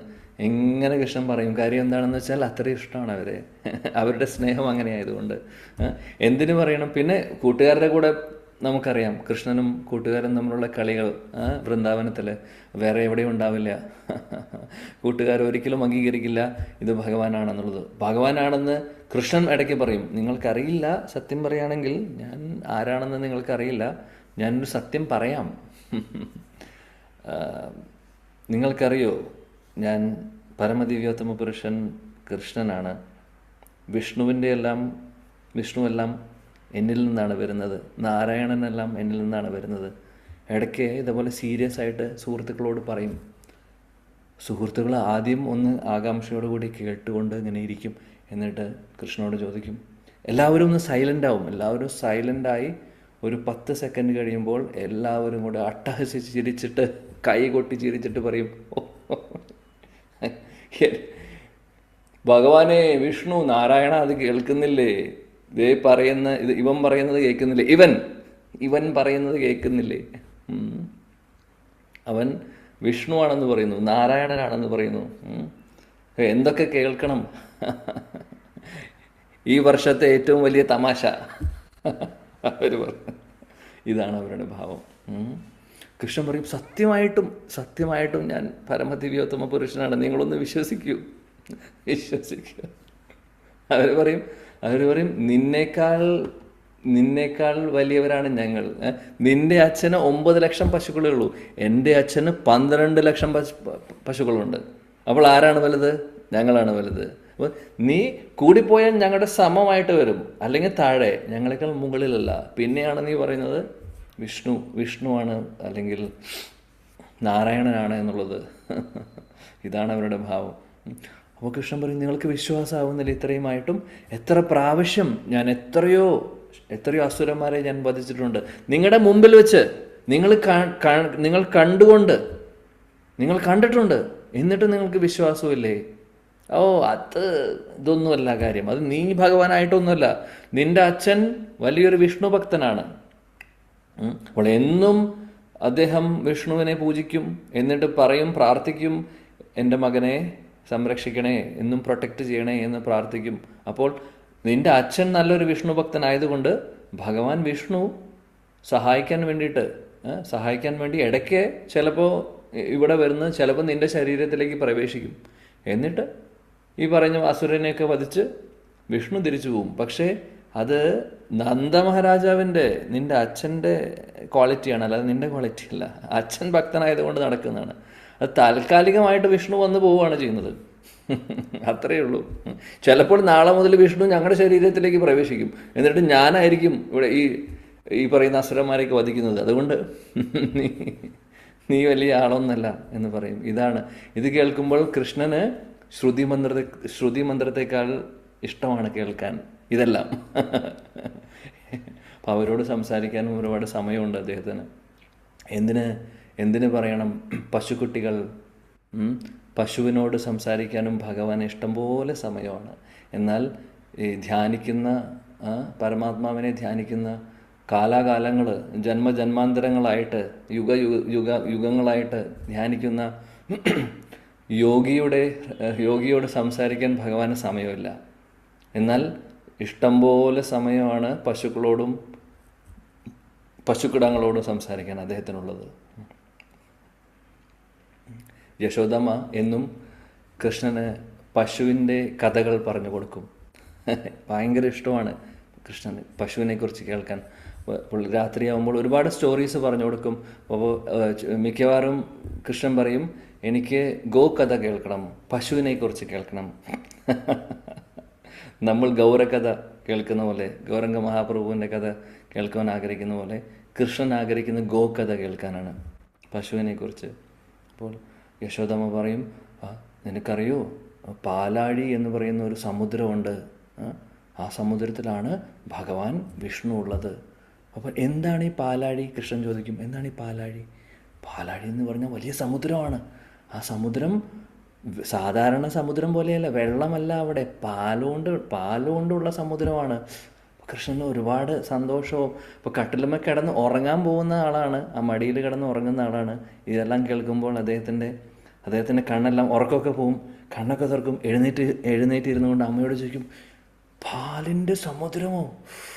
അങ്ങനെയാണെങ്കിൽ അമ്മ എത്ര പശുക്കൾ വേണ്ടി വരും ഇത്രയും പാല് തരാൻ വേണ്ടിയിട്ട്? എത്ര പശു വേണ്ടി വരും? അപ്പോൾ അമ്മ പറഞ്ഞു, അങ്ങനെ എത്ര എണ്ണം, പശുവിൻ്റെ എണ്ണം ആവശ്യമില്ല. ഭഗവാൻ വിഷ്ണുവിൻ്റെ സ്ഥലമാണ്, വിഷ്ണു താമസിക്കുന്ന സ്ഥലമാണ്. പശു ഇല്ലാതെ തന്നെ പാല് വിഷ്ണുവിന് ഉണ്ടാക്കാൻ പറ്റും. അതെങ്ങനെ സാധിക്കുന്നു? പശു ഇല്ലാതെ എങ്ങനെ പാല്? അമ്മ പറയൂ, സത്യം പറയൂ, എത്ര പശു വേണം? നമ്മുടെ വീട്ടിൽ 9 ലക്ഷം പശുവുള്ളൂ. പക്ഷെ 9 ലക്ഷം പശുവിൻ്റെ പാലെല്ലാം കറന്നാലും സമുദ്രം പോലെ ആവോ? അപ്പോൾ എത്ര പശുവുണ്ട്? വൈകുണ്ഠത്തിൽ എത്ര പശുവുണ്ട്? ഇതൊക്കെയാണ് ചോദിക്കുന്നത്. അമ്മ പറയും, ഇതിൻ്റെ ബാക്കി കഥ എനിക്ക് നാളെ പറഞ്ഞു തരാം, ഇന്ന് നീ സമാധാനമായിട്ട് കിടന്നുറങ്ങിക്കോളൂ. അപ്പോൾ അതും ചിന്തിച്ചുകൊണ്ടാണ് നമ്മുടെ കൃഷ്ണൻ എത്ര പശു വേണ്ടി വരും ഒരു പാലിൻ്റെ സമുദ്രം ഉണ്ടാക്കാൻ എന്ന് ചിന്തിച്ചുകൊണ്ട് കൃഷ്ണൻ പശുവിനെക്കുറിച്ച് ഓർത്തുകൊണ്ട് അദ്ദേഹം കിടന്നുറങ്ങുന്നു. നമ്മളെല്ലാവരും കൃഷ്ണനെ ഓർത്ത് കൃഷ്ണനെക്കുറിച്ച് ഭഗവാനെക്കുറിച്ച് ഓർത്ത് അല്ലെങ്കിൽ അദ്ദേഹത്തിൻ്റെ സ്മരണയുമായിട്ട് കിടക്കാനാണ് നമ്മൾ ആഗ്രഹിക്കുന്നത്. എന്നാൽ അതേ കൃഷ്ണൻ ആരെക്കുറിച്ചാണ് സ്വപ്നം കാണുന്നത്? പശുവിനെയും പശുവുമായിട്ട് കളിക്കുന്നതൊക്കെയാണ്, പശുക്കുട്ടിയായിട്ട് കളിക്കുന്നതൊക്കെയാണ് കൃഷ്ണൻ സ്വപ്നം കാണുന്നത്. അതിനുശേഷം അടുത്ത ദിവസം കാലത്ത് എഴുന്നേൽക്കുന്നില്ല. അപ്പോൾ യശോദമ്മ കൃഷ്ണനെ വന്ന് വിളിക്കുന്നു. കൃഷ്ണൻ എഴുന്നേൽക്കുന്നില്ല, അങ്ങോട്ടും ഇങ്ങോട്ടും മറിയുകയാണ് ചെയ്യുന്നത്. കട്ടിലുമേ എണീക്കുന്നില്ല. അപ്പോൾ ആ സമയത്ത് ഒരു പാൽക്കാരൻ, പാല് കറക്കുന്ന ഒരു പാൽക്കാരൻ, കറവക്കാരൻ അവിടെ വന്ന് കൃഷ്ണ കൃഷ്ണ എന്ന് വിളിക്കുന്നുണ്ട്. അപ്പോൾ അത് കൃഷ്ണൻ കേട്ടു, ആരോ വന്ന് വിളിക്കുന്നുണ്ട്. ഈ ഒരു വിളി കേട്ടപ്പോൾ മനസ്സിലായി പരിചയമുള്ള ശബ്ദമാണ്, കറവക്കാരനാണെന്ന് മനസ്സിലായി. കൃഷ്ണ എവിടെ എവിടെ, ഇതാ പെട്ടെന്ന് വരൂ എന്ന് പറഞ്ഞ് അദ്ദേഹം വിളിക്കുകയാണ്. അപ്പോൾ കൃഷ്ണൻ വേഗം എഴുന്നേറ്റ് ജനലിൻ്റെ അകത്തൂടെ നോക്കുവാണ്, ആരാണ് അവിടെ നിൽക്കുന്നത്, ആരാ വിളിക്കുന്നത്. അപ്പോൾ ഇദ്ദേഹമാണെങ്കിൽ നോക്കിക്കൊണ്ടിരിക്കുന്നു ജനലിൻ്റെ ഭാഗത്തേക്ക്. കൃഷ്ണൻ ഇപ്പോൾ വരും പുറത്തേക്ക് എന്ന് വിചാരിച്ച്. അപ്പോൾ യശോദാമ്മ പുറകിലുണ്ട്. യശോദാമ്മ ചോദിക്കുന്നുണ്ട്, എന്ത് പറ്റി, എന്താ വന്നത്? ഇത്രയും നേരത്തെ കാലത്ത് തന്നെ വന്നിട്ടുണ്ടല്ലോ. അമ്മ, ഇവിടെ പശുവിനെ കറക്കാൻ ഞാൻ പോയിട്ട് പശുക്കളൊന്നും പാല് തരുന്നില്ല. ഒരു ഒറ്റ പശുവും, 9 ലക്ഷം പശുക്കളുണ്ട്, ഒരു പശു പോലും പാല് തരാൻ തയ്യാറല്ല. എല്ലാവരും കൃഷ്ണനെ കാത്തിരിക്കുകയാണ്. കൃഷ്ണൻ വന്നാലേ പാല് തരുള്ളൂ. ഞാൻ കുറേ ശ്രമിച്ചു, നടക്കുന്നില്ല. കേട്ടപ്പോൾ കൃഷ്ണന് സന്തോഷമായി. ഉടനെ തന്നെ അമ്മ ഞാൻ പോവുകയാണെന്ന് പറഞ്ഞ് അവിടെ നിന്ന് ഇറങ്ങി. അങ്ങനെ കൃഷ്ണൻ വലിയ തൊഴുത്തല്ലേ, ചെറിയ പശുക്കളില്ലേ, അവിടേക്ക് നടന്നു പോവാണ്. അപ്പോൾ പശുക്കളാണ് പറയുന്നു നമ്മുടെ ആചാര്യന്മാർ, എല്ലാ പശുക്കിടാങ്ങളും ഇങ്ങനെ കൃഷ്ണൻ്റെ വീടിൻ്റെ, കൃഷ്ണൻ കിടക്കുന്ന റൂമിൻ്റെ ജനാലയുടെ അടുത്തേക്ക് ഇങ്ങനെ നോക്കിക്കൊണ്ടിരിക്കുകയാണ്. 2 കണ്ണും മിഴിച്ച്, ചെവികളെല്ലാം കൂർപ്പിച്ച്, ഇപ്പോൾ വരും എന്ന് പറഞ്ഞുകൊണ്ട്. അങ്ങനെ കൃഷ്ണൻ തീരുമാനിച്ച് അദ്ദേഹം നടക്കുകയാണ് ചെയ്യുന്നത്. തൊഴുത്തുകളിലേക്ക് നടക്കുന്ന സമയത്ത് കൃഷ്ണൻ അവിടെ നിന്ന് വീട്ടിൽ നിന്ന് ഇറങ്ങി നടന്ന സമയത്ത് തന്നെ വൃന്ദാവനത്തിൽ അതിമനോഹരമായിട്ടുള്ള ആ കാറ്റെല്ലാം കൃഷ്ണൻ്റെ ശരീരത്തിൽ തൊട്ടുകൊണ്ട്, അങ്ങനെ കൃഷ്ണൻ്റെ ശരീരത്തിലെ ആ സുഗന്ധം വൃന്ദാവനത്തിൽ മുഴുവനും പടർത്തുന്നു. അങ്ങനെ ഈ തൊഴുത്തിലുള്ള പശുക്കളുടെ മൂക്കിനകത്തേക്ക് ഈ സ്മെല്ല് വരുവാണ് കൃഷ്ണൻ്റെ. അപ്പോൾ അവർക്ക് മനസ്സിലായി, ഇതാ വരുന്നു, നമ്മുടെ ആൾ വരുന്നുണ്ട്. പശുക്കിടാങ്ങളും കാലെല്ലാം അടിച്ചുകൊണ്ട് കാത്തിരിക്കുകയാണ്. കാലുകൊണ്ട് അടിച്ച് യെസ് എല്ലാവരും കൂടി ഒരുമിച്ച് 9 ലക്ഷം പശുക്കൾ കാലടിച്ചാൽ എന്തായിരിക്കും സ്ഥിതി? എക്സൈറ്റ്മെൻറ്റ് കാരണം. അങ്ങനെ പശുക്കിടാവിൻ്റെ വാലാണെങ്കിൽ ആൻറ്റിന പോലെ മുകളിലേക്ക് നിൽക്കുന്നു. കൃഷ്ണനെ കാത്തിരുന്ന് അദ്ദേഹം വരുന്നത് കണ്ടപ്പോൾ അദ്ദേഹം അടുത്ത് വരുമ്പോൾ ചോദിക്കാതെ, കറവക്കാരൻ അടുത്ത് നിൽക്കുന്നുണ്ട്, ചോദിക്കാതെ തന്നെ പശുക്കിടാവില്ലാതെ വലിയ പശുക്കൾ പാല് തരില്ല. കൃഷ്ണനെ കണ്ടപ്പോൾ തന്നെ ചോദിക്കാതെ തന്നെ പാലിൻ്റെ പെരുമഴയാണ് അവിടെ. പാല് വന്നുകൊണ്ടിരിക്കുന്നു. കറവക്കാർക്കാണെങ്കിൽ പാല് കളക്ട് ചെയ്യാനുള്ള ബുദ്ധിമുട്ടാണ് ഇപ്പോൾ, കാര്യം അത്രയ്ക്കധികം പാലാണ് വരുന്നത്. പശുക്കിടാങ്ങളാണെങ്കിൽ നമ്മുടെ ചുമർ ചിത്രം പോലെ സ്റ്റില്ലായിട്ട് നിൽക്കണം, അനങ്ങാതെ നിൽക്കുന്നു. അവർ കുറച്ച് അമ്മയുടെ പാലൊക്കെ കുടിച്ചിട്ടുണ്ട്. ആ പാലൊക്കെ ഇതിലൂടെ ഇങ്ങനെ ഒലിക്കുന്നു. അവർക്ക് ബോധമില്ല, അറിയില്ല. നമ്മുടെ വലിയ പശുക്കളാണെങ്കിൽ ചെവിയെല്ലാം കുറിപ്പിച്ച്, കണ്ണെല്ലാം മിഴിച്ച് കൃഷ്ണനെ നോക്കി ഇങ്ങനെ നിൽക്കുവാണ്. ആ സൗന്ദര്യം നോക്കി, അദ്ദേഹത്തിൻ്റെ ആ ഒരു സൗന്ദര്യം കണ്ട് മതിമറന്ന് നിൽക്കുന്നു, കൂട്ടത്തിൽ പാല് തന്നെ ചൊരുത്തിക്കൊണ്ടിരിക്കുന്നു. ഇതാണ് കൃഷ്ണനും പശുക്കളും തമ്മിലുള്ള ബന്ധം. അപ്പോൾ പറയുന്നു നമ്മുടെ ആചാര്യന്മാർ, കൃഷ്ണന് പശുക്കളോട് ഈവൻ കൂടെ ഇരുന്ന് സംസാരിക്കുകയും ചെയ്യും. പശുക്കളുടെ കൂടെ ഇരുന്ന് സംസാരിക്കും. അത് ആചാര്യന്മാർ പറയുന്നത്, പശു ജസ്റ്റ് ഒരു ചെറുതായിട്ട് എന്ന് പറഞ്ഞാൽ മതി, കൃഷ്ണൻ അവിടെ ഇരിക്കും. അവിടെ ഇരുന്ന് ചോദിക്കും, എന്തു പറ്റി, നിനക്ക് ചൂടെടുക്കുന്നുണ്ടോ, അതോ തണുപ്പുണ്ടോ, അതോ ഈച്ചകൾ നിന്നെ ശല്യം ചെയ്യുന്നുണ്ടോ, ഇനി അതല്ല കഴുത്തിലുള്ള കയറ് കുറച്ച് ടൈറ്റാണോ, ഞാൻ ലൂസാക്കി തരണോ, ഇനി അതല്ല നിനക്ക് എൻ്റെ കൂടെ കളിക്കണമെന്ന് ആഗ്രഹമുണ്ടോ, അതാണോ കരയുന്നേ, അതോ നിനക്ക് വിശക്കുന്നുണ്ടോ, എന്തെങ്കിലും ഞാൻ തരട്ടെ, പുല്ല് തരട്ടെ. ഇങ്ങനെ സംസാരിച്ചു കൊണ്ടിരിക്കും. അപ്പോൾ അവിടെ ധ്യാനിച്ചു കൊണ്ടിരിക്കുന്ന, യുഗങ്ങൾ ധ്യാനിച്ചു കൊണ്ടിരിക്കുന്ന മുനിമാർക്ക് കിട്ടാത്ത അവസരമാണ്. കാര്യം അവർക്ക് അവരുടെ ഭാവം അതല്ല, അതുകൊണ്ടാണ്. എന്നാൽ ചെറിയൊരു എന്ന് കേൾക്കുമ്പോൾ തന്നെ കൃഷ്ണൻ അദ്ദേഹത്തിൻ്റെ ആ ദിവസം മുഴുവനും പശുവിൻ്റെ കൂടെ ഇരുന്ന് സംസാരിക്കാനുള്ള സമയമുണ്ട് അദ്ദേഹത്തിന്. മറ്റുള്ളവർ എത്ര യുഗങ്ങൾ തപസ്യ ചെയ്താലും ഒരു വാക്ക് കൃഷ്ണൻ പറയുന്നില്ല. കൃഷ്ണൻ അവർക്ക് ദർശനം കൊടുക്കുന്നുണ്ടാവും, ഒരക്ഷരം പറയുന്നില്ല. അപ്പോൾ ഇതെല്ലാം സാധിക്കുന്നത് രാഗഭക്തിയിലൂടെ മാത്രം. ആ നാച്ചുറലായിട്ടുള്ള പ്രേമം നമ്മുടെ ഹൃദയത്തിൽ വരുമ്പോഴാണ് കൃഷ്ണൻ ആക്റ്റീവ് ആവുന്നത്. അല്ലെങ്കിൽ അദ്ദേഹം പരമാത്മാവിനെ പോലെ ഉപദൃഷ്ട അനുമന്താച്ച, എല്ലാം നോക്കിക്കാണുന്നു, ചിരിച്ചുകൊണ്ടിരിക്കുന്നു, ഒരക്ഷരം വേണ്ടില്ല. നരോത്തം ദാസ് ഠാക്കൂറും മറ്റുള്ള വൈഷ്ണവാചാര്യന്മാരൊക്കെ ഒരുപാട് വൈഷ്ണവ ഗീതങ്ങൾ എഴുതിയിട്ടുണ്ട്, അല്ലേ? അപ്പോൾ ഇതെല്ലാം ശ്രീല വിശ്വനാഥ് ചക്രവർത്തി ഠാക്കൂർ പറയുന്നു. നരോത്തം ദാസ് ഠാക്കൂറിൻ്റെ വൈഷ്ണവ ഗീതങ്ങൾ ബംഗാളി ഭാഷയിലാണ് എഴുതിയിട്ടുണ്ടാവുന്നത്. പക്ഷേ എന്നാലും ഇതെല്ലാം ശ്രുതിമന്ത്രത്തേക്കാൾ അതി ഉത്തമമാണെന്ന് പറയുന്നു. കാരണം എന്താണ്? അതിൻ്റെ സബ്ജക്റ്റ്, അതിൽ പ്രതിപാദിച്ചിട്ടുള്ള സബ്ജക്റ്റാണ് ഇമ്പോർട്ടൻ്റ്. ഭാഷയ്ക്ക് പ്രാധാന്യമില്ല. അവരുടെ ഹൃദയത്തിൽ നിന്നാണ് എഴുതുന്നത്. ശ്രീല നരോത്തം ദാസ് ഠാക്കൂർ ആണെങ്കിലും ശ്രീല ഭക്തിവിനോദ് ഠാക്കൂർ ആണെങ്കിലും ഇവരെല്ലാവരും. അപ്പോൾ അതാണ് അതിമനോഹരമായിട്ടുള്ള ഒരുപാട് ശ്ലോകങ്ങൾ, ഒരുപാട് വൈഷ്ണവ ഗീതങ്ങൾ എഴുതിയിട്ടുണ്ട് അവരെല്ലാവരും. ഇതാണ് കൃഷ്ണന് ഇഷ്ടം എന്താണ്?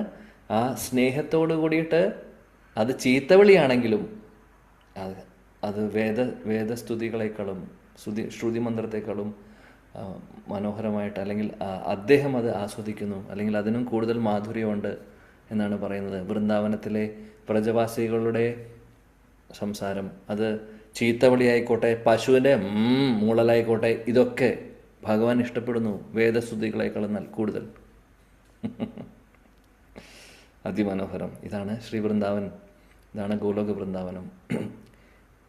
ഈ ഗോലോക വൃന്ദാവനമാണ് നമ്മുടെ ലക്ഷ്യം, അല്ലേ?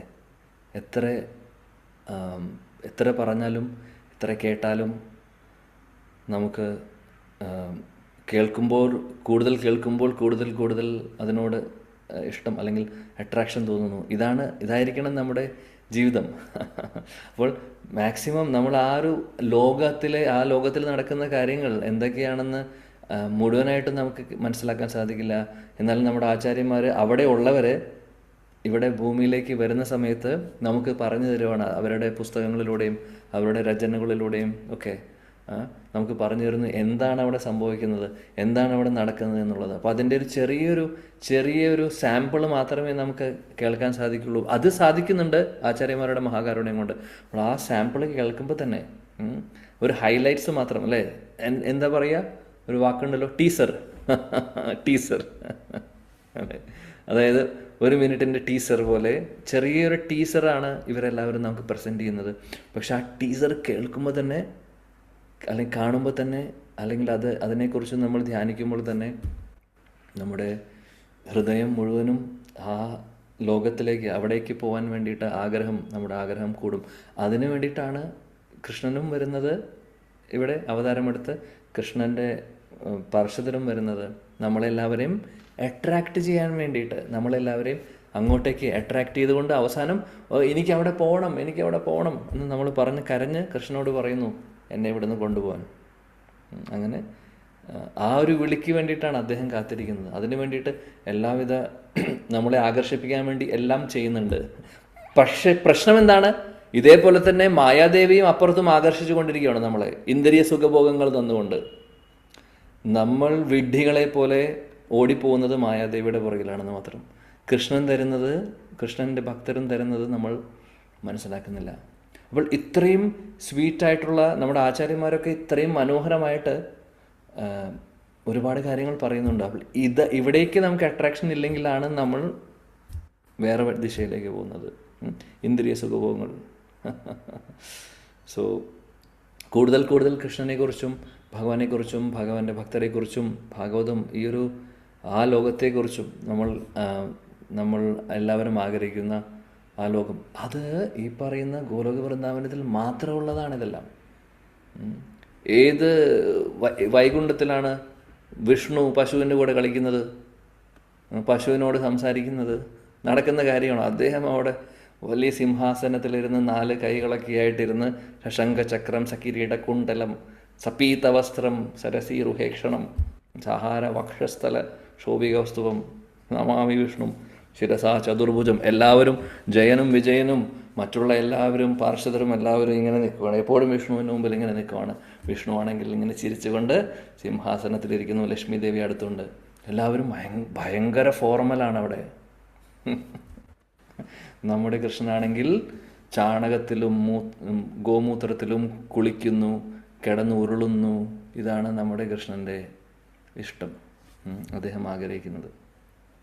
അപ്പോൾ രണ്ടിൻ്റെയും സ്വീറ്റ്നെസ് ഒന്ന് അളന്നു നോക്കൂ. ചിലവർക്ക് ഓഫ്കോഴ്സ് ചിലവർ ആ ഐശ്വര്യം, ഭഗവാന്റെ ഐശ്വര്യത്തെ ധ്യാനിക്കുന്നവർ അല്ലെങ്കിൽ ആ ഒരു ഭാവമാണ് ഇഷ്ടപ്പെടുന്നവർക്ക് ഒരുപക്ഷെ വൈകുണ്ഠത്തിലെ ഭാവമായിരിക്കും ഇഷ്ടമുണ്ടാവുന്നത്. എന്നാൽ നമുക്കെല്ലാവർക്കും ശ്രീ ചൈതന്യ മഹാപ്രഭുവിൻ്റെ കാരുണ്യം കൊണ്ട് നമുക്ക് ആ ഗോലോക വൃന്ദാവനത്തിലെ, അതിനേക്കാൾ മുകളിലുള്ള ഗോലോക വൃന്ദാവനത്തിലെ ഈ ഒരു മാധുര്യമുള്ള ആ പരമദിവ്യോത്തമ പുരുഷനായിട്ടുള്ള കൃഷ്ണനുമായിട്ടുള്ള പേഴ്സണൽ ഇൻട്രാക്ഷൻ, ആ സ്വീറ്റ്നെസ്, ഈ ഭാവങ്ങളെല്ലാം ചൈതന്യ മഹാപ്രഭുവിൻ്റെ കാരുണ്യം കൊണ്ട് മാത്രമാണ് നമുക്ക് കിട്ടിയിട്ടുള്ളത്. ഇതിന് സംശയമില്ല. മഹാപ്രഭു വന്നിട്ടുള്ളതും ഇതിനു വേണ്ടിയിട്ട് മാത്രമാണ്. മഹാപ്രഭു വന്നത് നമ്മളെല്ലാവരെയും ഇവിടെ നിന്ന് ഗോലോക വൃന്ദാവനത്തിലേക്ക് കൊണ്ടുപോകാൻ വേണ്ടിയിട്ട് അല്ലേ.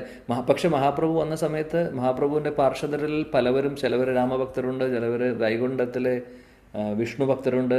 മഹാപ്രഭു അവരെ ആരെയും ഡിസ്റ്റർബ് ചെയ്തിട്ടില്ല. അവരോട് പറഞ്ഞു, നിങ്ങൾ എന്താണോ ആഗ്രഹിക്കുന്നത് അത് നടക്കട്ടെ. പക്ഷെ ഞാൻ വന്നിട്ടുള്ളത് കാര്യം, അദ്ദേഹം കൃഷ്ണനാണ്, അദ്ദേഹം ഗോലോക വൃന്ദാവനത്തിലെ ആളാണ്, വൈകുണ്ഠത്തിലെ ആളല്ല. അതേപോലെ അയോധ്യയിലെ ആളല്ല, അദ്ദേഹം ഗോലോക വൃന്ദാവനത്തിൽ. അപ്പോൾ എൻ്റെ കൂടെ വരുന്നവരെ എൻ്റെ കൂടെ വന്നോട്ടെ, കുഴപ്പമില്ല. പക്ഷേ ആർക്കാണോ എന്താണോ വിശ്വാസമുള്ളത് അവർ അത് ചെയ്തോട്ടെ, അതിലെ ഞാൻ ഡിസ്റ്റർബ് ചെയ്യുന്നുമില്ല അല്ലേ, അദ്ദേഹം ചെയ്തിട്ടില്ല. അപ്പോൾ ചൈതന്യ മഹാപ്രഭുവിൻ്റെ മഹാകാരുണ്യം കൊണ്ടാണ് ഗോലോക വൃന്ദാവനം എന്താണെന്ന് നമുക്ക്, അല്ലെങ്കിൽ അതിൻ്റെ ഒരു ചെറിയൊരു വെളിച്ചം നമ്മളിലേക്ക് എത്തിച്ചത് ശ്രീ ചൈതന്യ മഹാപ്രഭുവും അദ്ദേഹത്തിൻ്റെ പാർഷദരും കൂടിയിട്ടാണ്. മഹാപ്രഭുവിൻ്റെ പാർഷദരും ഗോസ്വാമിമാരും ഇല്ലെങ്കിൽ ഇന്ന് വൃന്ദാവനം ഇല്ല നമുക്ക്. വൃന്ദാവനം എങ്ങനെ വന്നു? വൃന്ദാവനം അപ്രകടമായിട്ടിരിക്കുകയായിരുന്നു. ലീലാസ്ഥലികളൊന്നും ആർക്കും കാണുന്നുണ്ടായിരുന്നില്ല, അപ്രകടമായിരുന്നു ഇതെല്ലാം. അത് തിരിച്ച് പ്രകടമാക്കിയതും അല്ലെങ്കിൽ ലീലാസ്ഥലികളെല്ലാം കണ്ടുപിടിച്ചതും പുനരുദ്ധാരണം ചെയ്തതുമെല്ലാം ഗോസ്വാമിമാരാണ്, മഹാപ്രഭുവിൻ്റെ നിർദ്ദേശപ്രകാരം. ഇന്ന് നമ്മൾ എല്ലാ വർഷവും അല്ലെങ്കിൽ എല്ലാവരും വൃന്ദാവനത്തിലേക്ക് പോകാൻ ആഗ്രഹിക്കുന്നു. ആ വൃന്ദാവനം ഇന്നത്തെ വൃന്ദാവനമായത്, അല്ലെങ്കിൽ ഇന്ന് നമ്മളവിടെ പോകുമ്പോൾ ലീലാസ്ഥലികളിൽ പോകാൻ സാധിക്കുന്നത്, കൃഷ്ണലീലയിലെ ഈ ഒരു ലീല നടന്ന സ്ഥലമാണിത്, ഈ ലീല നടന്നാണ് ഇവിടെ അല്ലേ. നമ്മൾ പല വനങ്ങളിലേക്കും പോകുന്നു, ദാമോദർ ലീല നടന്ന സ്ഥലം, ഗോകുലത്തിലേക്ക് പോകുന്നു, രാധാകുണ്ടിലേക്ക് പോകുന്നു, അല്ലെങ്കിൽ വേറെ ഭൗമാസുരനെ കൊന്നിട്ടുള്ള, അല്ലെങ്കിൽ മറ്റുള്ള ദേണുകാസുരൻ അല്ലെങ്കിൽ മറ്റുള്ള അസുരന്മാരെ വധിച്ചിട്ടുള്ള സ്ഥലങ്ങൾ, ഒരുപാട് ലീലകൾ, കാളിയൻ്റെ ലീല നടന്ന സ്ഥലം, ഒരുപാട് ലീലാസ്ഥലികൾ എല്ലാം. ഇതൊക്കെ എവിടെ നിന്ന് വന്നു? ഇതെല്ലാം മഹാപ്രഭുവിൻ്റെ പ്രിയപ്പെട്ട പാർഷദരുടെ മഹാകാരുണ്യം കൊണ്ട് അവരാരും ഇല്ലെങ്കിൽ, അവരാരും വന്നില്ലായിരുന്നെങ്കിൽ നമുക്ക് ഇന്ന് വൃന്ദാവനം അപ്രകടമായി തന്നെ ഇരുന്നേനെ. സോ എപ്പോഴും ഓർക്കണം, എല്ലാ സമ്പ്രദായത്തിലെ ആചാര്യന്മാർക്കും അതുകൊണ്ട് മഹാപ്രഭുവിനെ തീർച്ചയായിട്ടും ഒരുപാട് ബഹുമാനിക്കുന്നു. കാര്യം മഹാപ്രഭു കൃഷ്ണനാണ്, ശരിയാണ്. പക്ഷേ അദ്ദേഹം ഒരു ആചാര്യൻ്റെ രൂപത്തിലാണ് വരുന്നത്. അദ്ദേഹം വന്ന് നമുക്ക് ഒരു ഭക്തൻ എങ്ങനെയായിരിക്കണമെന്നും പഠിപ്പിക്കുകയാണ് ചെയ്യുന്നത്. ഒരു ഭക്തരൂപത്തിൽ വരുന്നതുകൊണ്ട് അദ്ദേഹം ഒരു ഭക്തൻ്റെ രൂപത്തിലാണ്, അല്ലേ? ഛണ്ണ അവതാരമാണ് അദ്ദേഹത്തിൻ്റെ, അല്ലെങ്കിൽ സീക്രട്ട് അവതാരമാണ്. ഭഗവാൻ എന്നുള്ളൊരു ഭാവത്തോട് കൂടിയിട്ടല്ല അദ്ദേഹം വന്നിട്ടുള്ളത്. ഭക്തഭാവത്തിൽ ഭക്തർ എങ്ങനെയായിരിക്കണം ഭക്തി പ്രാക്ടീസ് ചെയ്യേണ്ടത്, ആ ലോകത്തിലേക്ക് പോകാൻ വേണ്ടി നമുക്ക് വേണ്ട ക്വാളിഫിക്കേഷൻ എന്താണ്, ആ ക്വാളിഫിക്കേഷൻ നമുക്ക് എങ്ങനെ കിട്ടും, എങ്ങനെ അത് പ്രാക്ടീസ് ചെയ്യണം, എങ്ങനെയാണ് നമ്മളത് ചെയ്യേണ്ടത്, അല്ലേ? ഇതെല്ലാം പഠിപ്പിക്കാൻ വേണ്ടി മഹാപ്രഭുവും അദ്ദേഹത്തിൻ്റെ പാർഷദരും എല്ലാവരും കൂടെ വന്നു. കൂട്ടത്തിൽ അവിടേക്ക് പോകാൻ വേണ്ടി ആ ലോകത്തിൻ്റെ ഒരു ചെറിയൊരു ടീസറുമായിട്ടാണ് വരുന്നത്. അങ്ങനെ ആ ടീസർ കാണുമ്പോൾ നമുക്ക് ഓട്ടോമാറ്റിക്കലി അട്രാക്ഷൻ തോന്നും അവിടെ പോകാൻ. അപ്പോൾ ഈ ടീസർ കാണുക എന്നുള്ളതാണ് നമ്മൾ ചെയ്യേണ്ടത്. അല്ലെങ്കിൽ നമ്മുടെ ആചാര്യന്മാരുടെ അവരുടെ പാദങ്ങളിൽ നമസ്കരിച്ചുകൊണ്ട്, അവരുടെ ശരണം പ്രാപിച്ചുകൊണ്ട് അവർ പറയുന്ന കാര്യങ്ങൾ കേട്ട് നമ്മൾ പറയുന്ന പോലെ ആ ടീസർ പറയും. എന്നിട്ട് പറയും, ഈ സ്ഥലത്തിൽ ഇവിടെ നടക്കുന്ന കാര്യങ്ങൾ ഇതൊക്കെയാണ്. ആർക്കെങ്കിലും ഇങ്ങോട്ടേക്ക് വരാൻ ആഗ്രഹമുണ്ടെങ്കിൽ ഞങ്ങൾ അതിനുള്ള വഴിയും പറഞ്ഞു തരാം. അതും കൂടെ നിങ്ങൾ ഫോളോ ചെയ്യുകയാണെങ്കിൽ ഈ കാണുന്നതെല്ലാം, ടീസറിൽ കണ്ട കാര്യങ്ങളൊക്കെ നിങ്ങൾക്ക് നേരിട്ട് കാണാൻ സാധിക്കും. നേരിട്ട് കാണാൻ സാധിക്കുമെന്ന് മാത്രമല്ല, അതിലൊക്കെ നിങ്ങൾക്കും പങ്കെടുക്കാൻ സാധിക്കും. ആരൊക്കെയാണ് റെഡി വരാൻ എന്ന് ചോദിക്കും നമ്മളോട്. നമ്മൾ 2 കൈയും ഉയർത്തി പറയണം, ഞാനുണ്ട്, yes I am ready, I want to come. ഇങ്ങനെ നമ്മൾ പറഞ്ഞാൽ മാത്രം ആവുന്നില്ല. നമ്മൾ അതിന് വേണ്ടിയിട്ട് അവർ പറയുന്ന കാര്യങ്ങൾ കൂടെ ചെയ്തു കഴിഞ്ഞാൽ തീർച്ചയായിട്ടും നമുക്ക് അവിടെ എത്താൻ സാധിക്കും, തീർച്ചയായിട്ടും. അപ്പോൾ ഇതാണ് നമ്മുടെ ജീവിതത്തിലെ ലക്ഷ്യം. ബാക്കിയെല്ലാം മാറ്റിവെക്കുക. അപ്പോൾ മായാദേവിയെ അവിടെ നിന്ന് പല കളിപ്പാട്ടവും കാണിച്ച് നമ്മളെ ആകർഷിപ്പിക്കാൻ നോക്കുന്നുണ്ട്. കൃഷ്ണനാണെങ്കിൽ മഹാപ്രഭുവും ഗോലോക വൃന്ദാവനത്തിലെ ടീച്ചറുമായിട്ട് വന്നിട്ടുള്ളത്. ഇവിടെ മായാദേവി കുറേ കളിപ്പാട്ടമായിട്ട് നമ്മളെ ഇങ്ങനെ ഇവിടെ നോക്കുക, പുതിയ കളിപ്പാട്ടമായിട്ട് ഞാൻ വന്നിരിക്കുകയാണ്. പുതിയ കളിപ്പാട്ടം ഓഫ് സെൻസ് ഗ്രാറ്റിഫിക്കേഷൻ.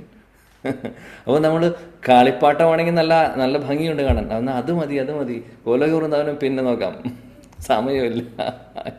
എന്ത് അധഭാഗ്യരാണ് നോക്കൂ നമ്മളെല്ലാവരും. ഇതിൻ്റെ പുറകിലോട്, പുതിയ കളിപ്പാട്ടം കണ്ടപ്പോൾ അതിൻ്റെ പുറകിലോടും. കുട്ടികളെ പോലെയാണ് നമ്മളും. കുട്ടികളെങ്ങനെയാണ്, ആദ്യം കളിപ്പാട്ടം കാണുമ്പോൾ ഭയങ്കര സന്തോഷമാണ് അവർക്ക്. പിന്നെ ഉറങ്ങുമ്പോഴും കിടക്കുമ്പോഴും ഒക്കെ അത് കെട്ടിപ്പിടിച്ച് കിടന്നുറങ്ങും. 2 ദിവസത്തിനും കൂടുതൽ ആ കളിപ്പാട്ടം ഉണ്ടാവില്ല. 3-ാമത്തെ ദിവസം അത് എവിടെയാണെന്ന് ചോദിച്ചാൽ പോലും അറിയില്ല. കട്ടിലിൻ്റെ അടിയിലോ ചിലപ്പോൾ പുറത്ത് കളഞ്ഞിട്ടുണ്ടാവും. അത് ഇത്രയേ ഉള്ളൂ. കാര്യം അതിനോടുള്ള ടേസ്റ്റ് പോയി. പിന്നെ പുതിയത് കാണണം. അപ്പോൾ മായാദേവി വേറെ ഒരു കളിപ്പാട്ടമായിട്ട് വരും. യെസ്, പിടിച്ചോളൂ. അപ്പോൾ നമ്മൾ അതിൻ്റെ പുറകിൽ പോകും. അങ്ങനെ പോയി ജന്മജന്മാന്തരങ്ങളായിട്ട് നമ്മൾ പുതിയ കളിപ്പാട്ടത്തിൻ്റെ പുറകിൽ പോയിക്കൊണ്ടിരിക്കുകയാണ്, മായാദേവിയുടെ കളിപ്പാട്ടത്തിൻ്റെ പുറകിൽ. സോ ഇനി വേണ്ട, കഴിഞ്ഞു. ഇത്രയും കളിപ്പാട്ടങ്ങൾ കുട്ടികളെ പോലെയാണ്. എത്ര കളിപ്പാട്ടം വീട്ടിലുണ്ടായാലും, ഒരു റൂം മുഴുവനും കളിപ്പാട്ടമാണെങ്കിലും പുറത്ത് പോയി ഏതെങ്കിലും കടയിൽ പോയി പുതുതായിട്ട് എന്തെങ്കിലും കാണുമ്പോൾ അത് വേണം എന്ന് പറയും. ഇതാണ് നമ്മുടെ അവസ്ഥ. അപ്പോൾ എന്തായാലും മതി, എല്ലാം ഫുള്ളായിരിക്കുകയാണ് നമ്മൾ. ഇനിയൊന്നുമില്ല, റൂമിൽ സ്ഥലമില്ല. അതുകൊണ്ട് അതെല്ലാം അവിടെ ഇരിക്കട്ടെ. നമുക്ക് റൂമിൽ നിന്ന് പുറത്തിറങ്ങിയ റൂം തന്നെ കത്തിച്ച് കളയാം. മായാദേവിയുടെ എല്ലാ കളിപ്പാട്ടങ്ങളും, നമ്മുടെ എല്ലാ ഇന്ദ്രിയ സുഖഭോഗങ്ങളും കത്തിച്ച് കളയാം. എന്നിട്ട് കൃഷ്ണൻ്റെ പുറകിൽ, കൃഷ്ണനും ഭഗവാന്റെ ഭക്തരുടെയും പുറകിൽ നമുക്ക് പോകാം. അപ്പോൾ അതിനുവേണ്ടി സഹായിക്കുന്നു മഹാപ്രഭുവും മഹാപ്രഭുവിൻ്റെ പാർഷദരും. നമുക്ക് മാർഗങ്ങൾ പറഞ്ഞു തന്നിട്ടുണ്ട്, എന്താണ് ചെയ്യേണ്ടതെന്നുള്ളത്. ഭഗവാന്റെ നാമം ജപിക്കുക, ഭഗവാനെക്കുറിച്ച് കൂടുതൽ കേൾക്കുക. കൂടുതൽ കൃഷ്ണനെക്കുറിച്ച് കേൾക്കുമ്പോൾ, കൂടുതൽ കൃഷ്ണലീല കേൾക്കുമ്പോൾ, കൂടുതൽ ഗോലോക വൃന്ദാവനത്തെക്കുറിച്ച് കേൾക്കുമ്പോൾ, അവിടെയുള്ള കൃഷ്ണനും ഭക്തരും തമ്മിലുള്ള ആ ഒരു ഇൻട്രാക്ഷൻസ് കാണുമ്പോൾ, കേൾക്കുമ്പോൾ, ലീലകൾ കേൾക്കുമ്പോഴൊക്കെ നമുക്ക് ഓട്ടോമാറ്റിക്കലി ഒരു ആകർഷണം തോന്നുന്നു. ഇതാണ് ചെവികൾ തന്നിട്ടുള്ളത് ഇതിന് വേണ്ടിയിട്ടാണ്, അല്ലേ? ചെവികൾ തന്നിട്ടുള്ളത് കൃഷ്ണനെക്കുറിച്ച് കേൾക്കുവാനും കൃഷ്ണൻ്റെ ഭക്തരെക്കുറിച്ച് കേൾക്കുവാനും മാത്രം. അപ്പോൾ ഈ ചെവികൾ അതിന് വേണ്ടിയിട്ട് ഉപയോഗിക്കാൻ നമ്മൾ ശ്രമിക്കുക. അപ്പോൾ അതേപോലെ നാവാണെങ്കിൽ ഭഗവാന്റെ നാമം ജപിക്കുവാനും ഭഗവാനെ പ്രകീർത്തിക്കാനും വേണ്ടി മാത്രം, പ്രജൽപ്പം പറയാനോ അല്ലെങ്കിൽ മറ്റുള്ളവരെ കുറ്റപ്പെടുത്താനോ വേണ്ടിയിട്ടുള്ളതല്ല. എല്ലാവരിലും കുറ്റങ്ങളും കുറവുകളും അല്ലെങ്കിൽ കുറവുകളൊക്കെ ഒരു പക്ഷേ കാണും, പല കുറവുകളും ഉണ്ടാവും. എല്ലാവരും പെർഫെക്റ്റ് അല്ല. പക്ഷെ അതെല്ലാം നമ്മൾ എടുത്ത് പറഞ്ഞ് മോശമാക്കേണ്ട ആവശ്യമില്ല. എല്ലാവരും ഭഗവാന്റെ മക്കളാണ്. ഭഗവാൻ നോക്കിക്കൊള്ളും. നമ്മൾ ആരെയും കുറ്റപ്പെടുത്തി ഭഗവാനെ ബുദ്ധിമുട്ടിക്കേണ്ട ആവശ്യമില്ല. അദ്ദേഹത്തിന് ഇഷ്ടമാവില്ല. ഈവൻ അഭക്തരാണെങ്കിൽ പോലും, അഭക്തരെ പോലും എന്തെങ്കിലും പറയാൻ ഭഗവാൻ ഇഷ്ടപ്പെടുന്നില്ല. നമ്മൾ പറയുകയാണെങ്കിൽ അദ്ദേഹം ഇഷ്ടപ്പെടില്ല. അദ്ദേഹം പറയും, അത് അവരും എൻ്റെ മക്കൾ തന്നെയാണ്, ഞാൻ നോക്കിക്കോളാം അവരുടെ കാര്യം, നീ ഇടപെടണ്ട എന്ന് പറയും. ഓക്കെ. അപ്പോൾ അതുകൊണ്ട് നമ്മുടെ ആചാര്യന്മാരും ഗുരുജനങ്ങളും ശിലപ്രഭുപാജിയൊക്കെ പറഞ്ഞു തരുന്ന കാര്യങ്ങൾ ഫോളോ ചെയ്ത് മുന്നോട്ട് പോകാൻ നോക്കാം നമുക്കെല്ലാവർക്കും. അങ്ങനെ ഈ ഒരു ഭാഗവതം പഠിക്കുന്നതും കേൾക്കുന്നതും ഡിസ്കസ് ചെയ്യുന്നതൊക്കെ നമ്മളെ കൂടുതൽ കൂടുതൽ ഭഗവാനിലേക്ക് ആകർഷിപ്പിക്കാൻ വേണ്ടിയിട്ടാണ്, അല്ലാതെ വേറെ ഒന്നുമില്ല നമ്മുടെ ലക്ഷ്യം. കൂടുതൽ ശ്ലോകങ്ങൾ പഠിച്ചു കണ്ഠസ്ഥമാക്കി, ശ്ലോകങ്ങൾ ചൊല്ലാൻ അറിയാം, സംസ്കൃത സ്ഫുടതയോട് കൂടിയിട്ട് ശ്ലോകങ്ങൾ ഉച്ചരിച്ചുകൊണ്ട് വായിക്കാൻ അറിയാമെന്ന് പറഞ്ഞുകൊണ്ടൊന്നും മാർക്ക് കിട്ടാൻ പോകുന്നില്ല. ഹൃദയത്തിൽ എത്രമാത്രം ആകർഷണമുണ്ട് അങ്ങോട്ട് ഭഗവാനോടും ഭഗവാന്റെ പാർഷദരോടും അതേപോലെ ആ ലോകത്തിനോടും വൃന്ദാവനത്തോടും നമുക്ക് ആകർഷണം തോന്നുന്നത്. അതനുസരിച്ചിരിക്കും നമ്മുടെ പുരോഗതി. അപ്പോൾ എപ്പോഴാണ് നമുക്ക് ഭഗവാനെക്കുറിച്ച് കേൾക്കാൻ അവസരം കിട്ടുന്നത്? ആ സമയത്ത് കേൾക്കുക, ആസ്വദിക്കുക, ധ്യാനിക്കുക, ആലോചിക്കുക, കേട്ട കാര്യങ്ങളൊക്കെ നമുക്ക് ഓർക്കാം. എന്നിട്ട് ആ ഒരു ഭാവത്തോടു കൂടി, സ്നേഹത്തോടു കൂടി ഭഗവാനെ കരഞ്ഞുകൊണ്ട് അല്ലെങ്കിൽ അപേക്ഷിച്ചുകൊണ്ട് പ്രാർത്ഥനാ ഭാവത്തോടു കൂടിയിട്ട് നമുക്ക് ഭഗവാന്റെ നാമവും തിരുനാമവും ജപിക്കാം. അങ്ങനെ ചെയ്യുമ്പോൾ ഭഗവാൻ നമ്മളെ അനുഗ്രഹിക്കും. ഹരേ കൃഷ്ണ ഹരേ കൃഷ്ണ കൃഷ്ണ കൃഷ്ണ ഹരേ ഹരേ, ഹരേ രാം രാം രാം ഹരേ ഹരേ. ശ്രീമദ് ഭാഗവതം കി ജയ, ജഗദ്ഗുരു ശീല പ്രഭുപാദ് കി ജയ, ശ്രീ വൃന്ദാവൻ ധാം കി ജയ. നമ്മൾ ഹസ്തിനാപുരവും ദ്വാരകയുമാണ് നമ്മൾ ഡിസ്കസ് ചെയ്യുന്ന ശ്ലോകത്തിൻ്റെ പശ്ചാത്തലം. നമ്മൾ ചർച്ച ചെയ്തത് വൃന്ദാവനമാണെന്ന് മാത്രം. ഹരേ കൃഷ്ണ. Thank U.